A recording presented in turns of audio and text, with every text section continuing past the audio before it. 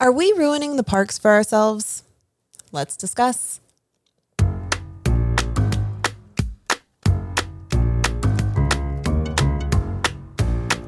Welcome to Princess and Scoundrel, where we take you along our scrappily ever after from Fantasyland to Tatooine and everything in between. I'm Sarah.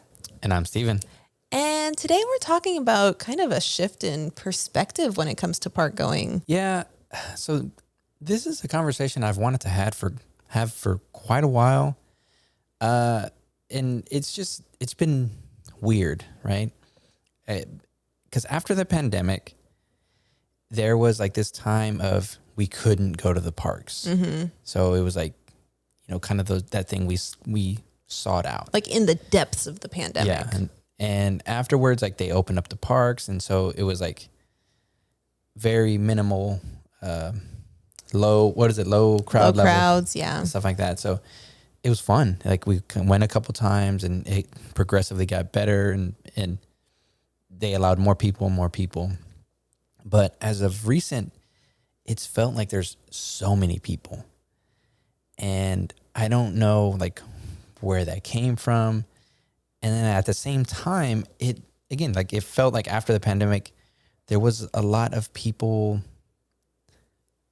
There was maybe like a sense of entitlement. Mm. And then the last part is like, there was a lot of hate going towards Disney that they're not doing their best, right? Yeah. They're giving like half an effort. And instead of my thinking is instead of blaming Disney, like let me step back and reflect and like what do I think it is? Is it me? Is it me? And I kind of feel like it, not necessarily me. I'm not your fault. taking all the blame, but I think it might be the guests that are kind of making it hard for people to have a good time. And even for like ourselves to have a good time. I think we get in our own way a little bit too. So yeah, the parks have been packed. And I don't know if were they like this before the pandemic and we're just like more acutely aware of crowds now and we're just like, oh, that's a lot of people. I don't know. I am so like perplexed by it because we had gone we'd gone before. Right. And the crowd levels were not the 10s, right? It was like out of 10. Like, yeah, there's these crowd calendars. It's like 1 to 10. But they were also limiting capacity for a while. Yeah. And they used to tell us what that percentage was. They would say, oh, the parks are at 25% capacity. We've raised it to 30 to 40. And that was when everybody loved statistics in the pandemic. So like we were like, we need percentages. Yeah. And then eventually they just kind of stopped telling us. They put the park pass system in place to not control, but just like be aware of who's going to be where on what day and like which parks are going to be busier, probably for like resourcing too. Like where do they staff the parks? But they've kept that and they've said park passes are here to stay, like get used to it. But eventually they stopped telling us.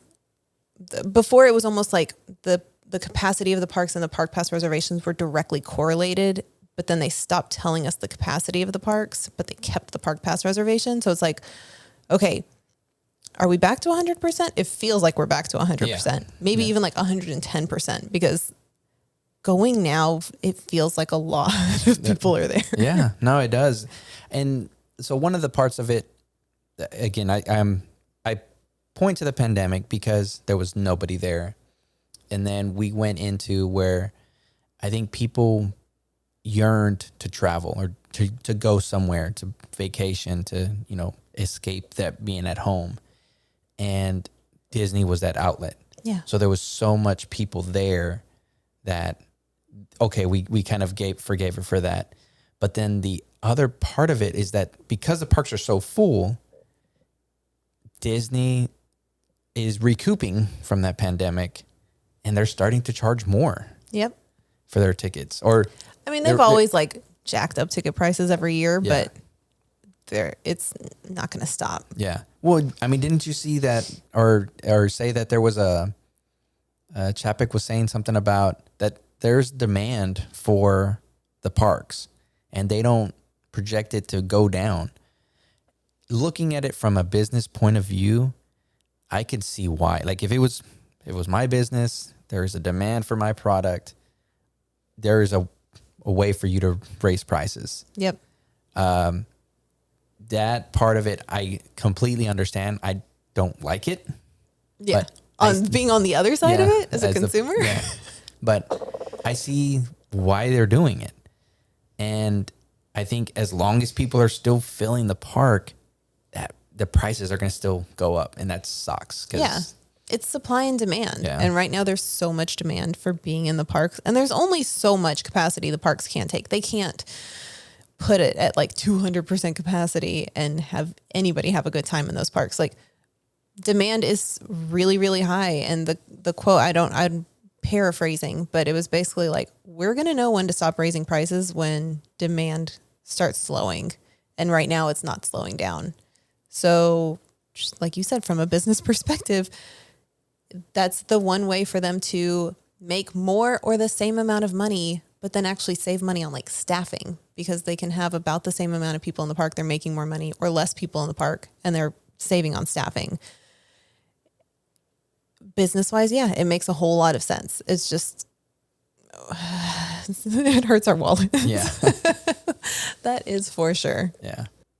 And then I think from that, with guests not being able to go for such a long amount of time, there is this built up expectation for when you go on these vacations or these trips. Yeah. And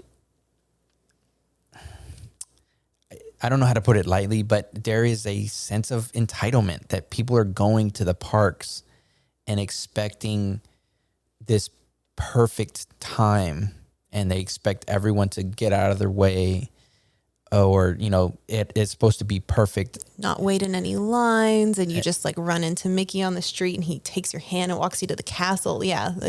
And I'm sorry to say, with the amount of people that are going, you're not going to always get that. Yeah. And it just feels like that, watching videos online or TikToks and stuff, that is what there is, that expectation. And it's like, you are part of the big crowd, right? Yeah. Yeah. You're one fish in a big sea of the Magic Kingdom. But like you were saying, the delayed travel, there's people that didn't get to celebrate big milestones or maybe graduations, birthdays, like all of these things that are now going. And so they already have that added, like, this is a big celebration. We're going to do it up big. It's going to be a great time. We've waited 2 years to do this. And then they go, something goes wrong. It's not as perfect as they seem. Their room's not ready when they first get there. Or, the ride breaks down when they're in the line. Somebody cuts in front of them. Like, things are going to go wrong on your trip. And that's really hard to kind of process when you have such high expectations. Yeah. Well, I mean, and I think on that, with our family, we're a family of 4. We generally all enjoy going to the parks at the same time. I recall our son, early on, he wanted to be in the hotel with his iPad. Oh my God. And imagine a family of 5 or 6, and maybe they're not, like, our kids are still young, but some older kids that don't want to participate in something, don't want to participate in some kind of event. And that could cause like tension. So not even getting to the park yet, you could have tension within a group. Oh yeah. And then you have the Florida sun. The airport on the way to Disney. But there's so many factors to it that it could kind of quote unquote ruin your trip. And I think it's just more of taking it into perspective of like not focusing on what could go wrong, but what can I enjoy while I'm, doing these things. Right. Yeah. Oh my gosh. When our son was younger and he would be like, we would go ride like 1 or 2 rides. He'd be like, can we go back to the hotel room now? I was like, we came all this way. You could play the iPad anywhere. Yeah, you could do that at home for a lot cheaper. Yeah. That was always frustrating, but it's things that we're learning now. He's still like that. He still loves to be on his iPad when he can, but he's also, I think, a little more aware of like, hey, I don't get to do this that often. Let's go have a good time. But yeah, you are dealing with other people's personalities. And like, if not everybody is like the equal amount of excited for something, it throws off your dynamics. Yeah. You know what else throws off dynamics? Being hangry. Yeah. That happens like a lot on our trips, is like, we just do not adequately prepare for 3 meals a day. And so somebody might be hungry. You're waiting in a long line. There's still 30 minutes between you and a meal. Like, things are going to not be as perfect and as magical as you're wanting it to be. And you kind of just have to say like, okay, well, 30 minutes, that's not a long time. Like, I can get through that. We can go ride this ride. We can go meet this character and then go get snacks, or pack snacks, I guess. Yeah. If you're really prepared. So that gets me kind of onto my next point. Okay. Is, again, we're self-reflecting. We're looking at ourselves. Is that expectation that I'm going to have this perfect day coming from like social media, where there is this, you see somebody, see your favorite Instagram having the best time at Disneyland, Disney World. And I want that. I have that expectation that I want to do this. I want to do this right. I want to do this right. I think we not intentionally do that, but there is a point of like, hey, these are these cool things that we're experiencing. So you share those moments. Oh, like us actually sharing it. Yeah. I'm totally guilty of this because, one, I think social media just like wants you to show the best parts of your life. Like, everybody wants to show off like when they're having a good time, when they feel good, when they look good. But like, if I am angry at all of you guys for something, I'm not going to be posting about it on social media. I don't want to do anything in that moment except just like pout on the people mover and like get over it. Like, I'm not going to show the world that I'm cranky in that moment because like, I'm not going to put on blast that I'm throwing a fit. Or when I was at Oogie Boogie Bash last month, we rode I don't know the actual name. Is it the Pal Around? The Death Wheel, Ferris wheel thing. Okay. I almost threw up on that thing. And I just like went silent on social media for like 2 hours afterwards. Cause I was like, I was like, I have to focus all my energy on just like keeping my food down. Yeah. Well, but I think that's, that's partly, there's that expectation that, it's always a good time. It's like, no, there's the times of, me being hangry. You get hangry a lot. But I think that's the thing is like, we have to like somehow figure out to be honest, like, hey, this was not great type of thing. Yeah. And that's hard too, and it's right? not even like, but and I think that's the interesting thing is like these things that we're pointing out it's nothing really to do with, at the parks, having to do with the parks. It was like, you're not feeling well, or I'm hungry. And that affects my emotions, my feelings. And I have to figure out a way to like, okay, I got to feed myself now. Yeah. But if you like, but it has nothing to do with like, oh, I was mistreated or right. I was done wrong by the parks. By Disney. Yeah. You can be hangry anywhere. Yeah. But like, if you're that hungry, are you really going to be like, you know what, while I'm stewing on this, like I'm going to do a story? No, I mean, me personally, Some people do, but like us, we're just like, we're going to process this. We're going to get through it with gritted teeth. But yeah, to your point, like things that happen like that to you, don't take that out on anybody else. Like, don't take it out on other guests. I mean, take it out on your family, sure. Like, that's what they're there for, is to like stew all together. But don't do that. But like, don't take it out on other guests. Like, if you're having a bad day, don't make other people have a bad day because you feel like something tiny, some probably micro infraction happened to you. One, don't let it ruin your day. Don't let it ruin other guests' day. And don't be mean to the cast members. Yeah. That gets me to think about the magic moments, on social media that, you've seen, or I've seen, someone talking, and I don't know if it's because, I don't think so. I don't think there's that gloatingness, showing offness. It was people want to share their magic moment. It was a beautiful moment. It was, made me so happy. This is Disney type of thing. They share a moment and they explain the whole situation. And then almost immediately afterwards, you see another video of someone saying, well, I didn't get that magic moment. I did the exact same thing as you and I didn't get it. And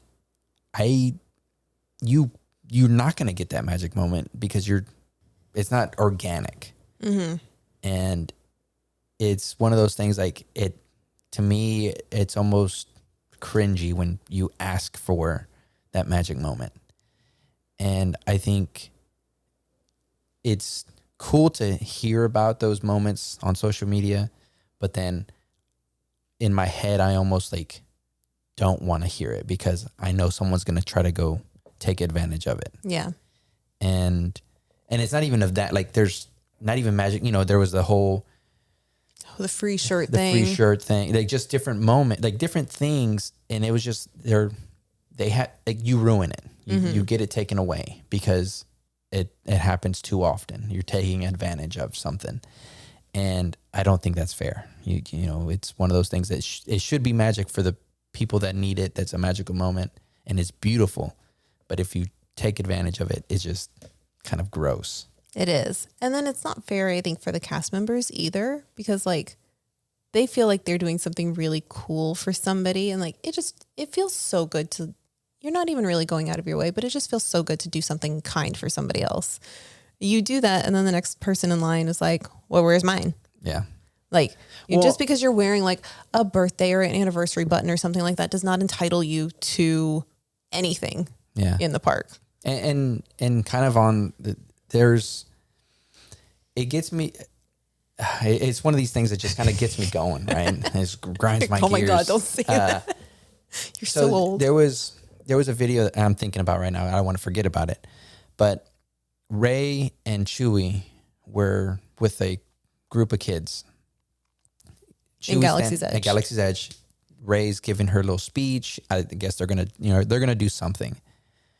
A guest comes in and starts messing with Chewie, like rustling his fur and screams and laughing, like to get a picture, thinking it's real funny. And you could tell that they're kind of like, the cast, Chewie and Ray kind of like, what's going on? And then immediately say, I'm sorry, but we have to go. So they shut down that magical moment for these kids because you decide to come in and ruin it. Like, there's no reason for you to be touching characters. Or anybody. Yeah. But, these characters are doing something. Don't mess with them. Yeah. So. Well, that really makes me sad because, like, those kids were probably going to have, like, this incredible moment with Ray and Chewie. That's something they would remember forever. And that got taken away from them by somebody trying to force a magical moment. Yeah. I can't tell you, I don't know that I've ever had like a really good like one-on-one interaction with Chewie in Galaxy's Edge. I've talked to Ray in passing. I've talked to other characters in passing, but just like in passing, because most of the time they are out there trying to make magic for guests. And it's like, it's not my time. My day will come one day. Yeah. And I'm okay with that. Like, I don't need a magical moment from Kylo. It'll be okay. Like, let that be magic for the kids, because they're the ones that are going to get the most out of that too. Well, I think that's the thing though, is like, there's a sense of like enjoyment of seeing this kid or this person like get this magic moment and then be excited. And, I feel like excited for them. I don't need to now go and like, okay, do it to me too.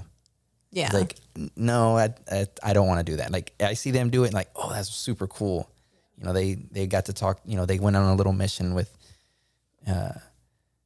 Vi and did something. But, it's one of those like, I don't see why it's so sought out after if you're needing that magical moment like that. That's fair. So kind of on that, and like you see other people have magical moments, you want those magical moments, or just maybe hanger is at play. We've seen so much fighting in the parks, and it's not like in major like news outlets for the most part, unless they're like really epic fights.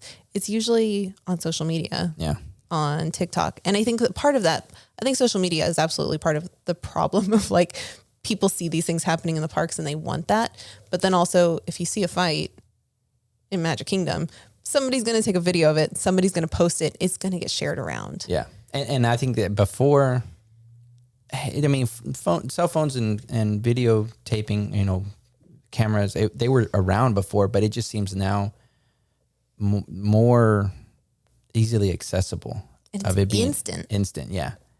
And just seeing so many fights, and it's like I could understand where it comes from. Again, there's so many factors going on, and the heat gets to you and you get upset. Tensions are high. Yeah. But I know I think we've got to be better. We've got to be better and try to figure out ways to manage that. Yeah.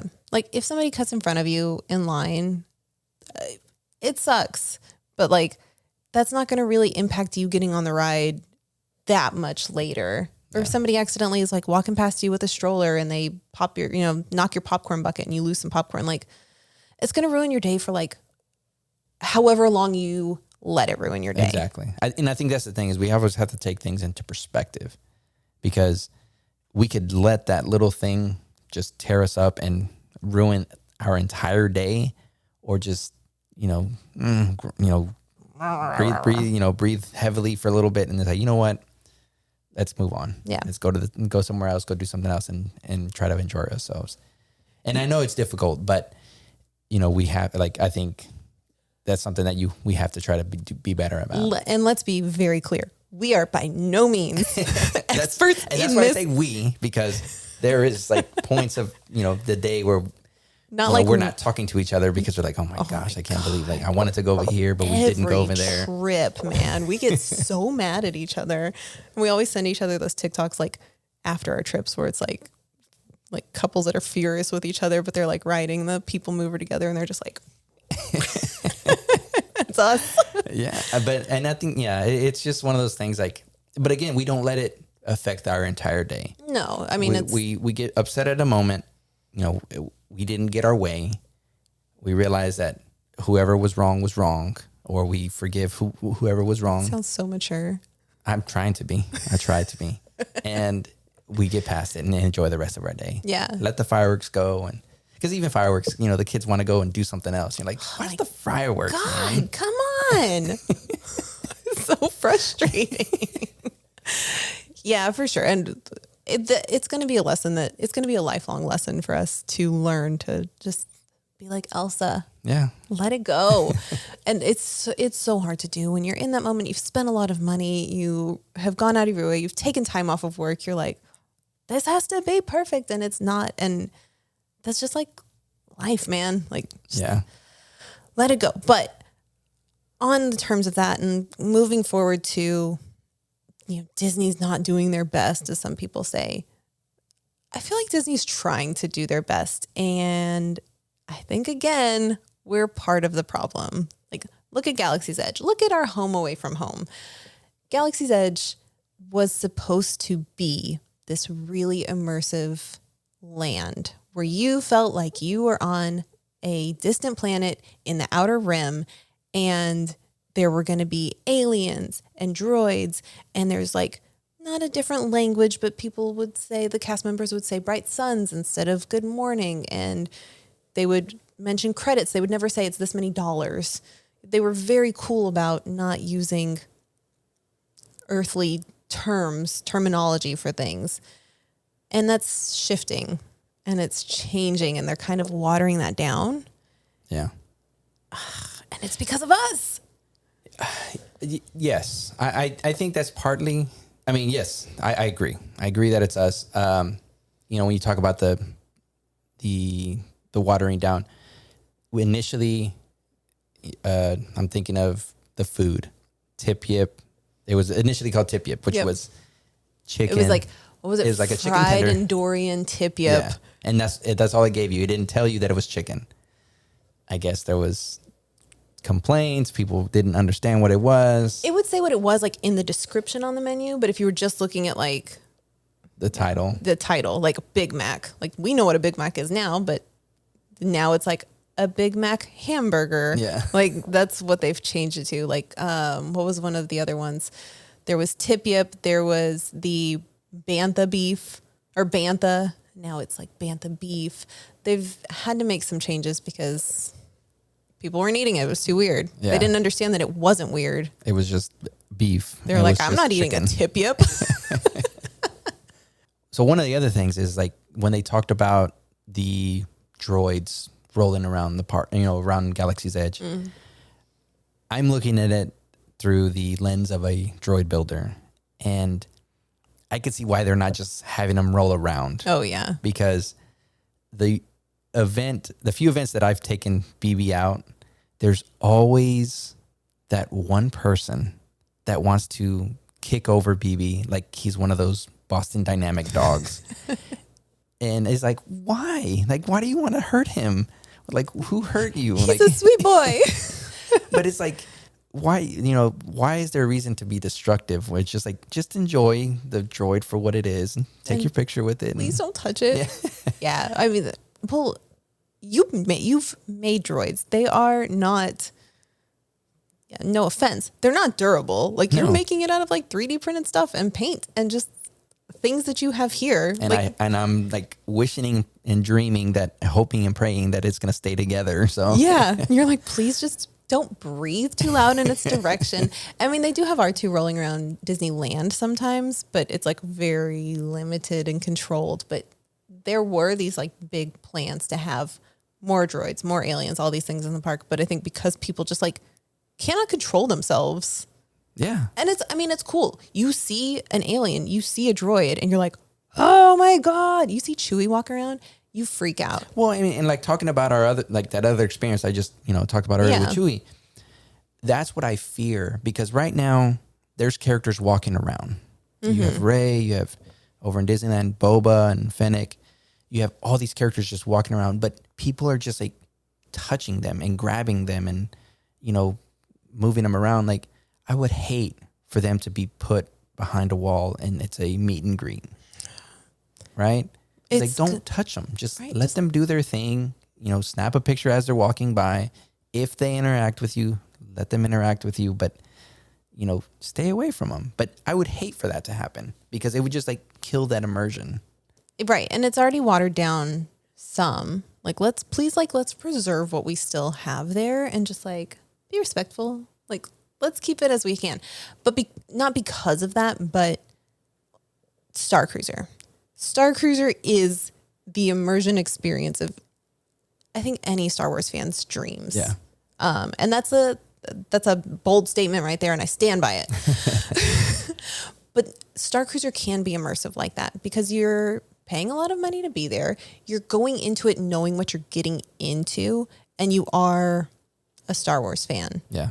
You're going to go into this storytelling mode. Galaxy's Edge is a little bit different. It's this tiny park within a larger theme park where there might be like Frozen fans or Toy Story fans or just like people that don't know anything about Star Wars coming in and getting confused. Star Cruiser is meant for the Star Wars fan. You have aliens walking around, albeit not that many, but you have aliens there. You have a droid rolling around. You have that immersion and those characters. You get character interactions with every single character on that ship. The thing I fear on that is the complaints are saying, or that I've read, is it should be a hotel. They should just make it a hotel where we could experience, anybody could go and experience it. Like a regular resort where you just make a reservation for Sublight Lounge. Yeah. And that would be horrible because currently, as long as you're there, you can go to Sublight and just walk in, grab a drink, hang out, play some Holosbuck if you want, walk out. Mm-hmm.